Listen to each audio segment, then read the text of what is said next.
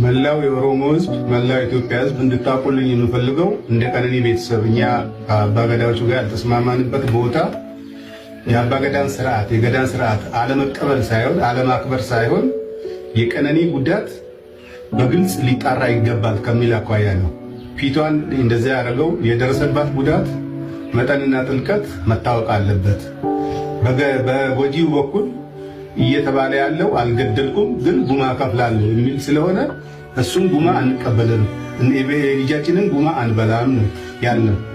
ያለው ይሄንን ነው። ከዛ ውጪ እዛ እንትን ላይ ያልተገኘንበት ምክንያት ይሄ ነው። ሌላው ቤት አለን። ቤታችን ሁለቴ መጥተዋል።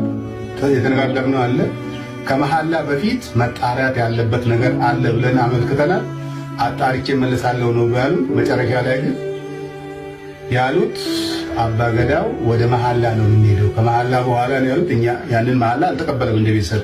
ይሄን እንድታቁን እንፈልጋለን። በመጨረሻ ማለት የሚፈልገው መላው ውጪም ያላችሁ ውስጥም ያላችሁ ለቀነኒ ፍትህ ሲጠብቁ የነበሩ ኢትዮጵያውያን በሙሉ ከልብ የመነጨ ምስጋናችን እናቀርባለን።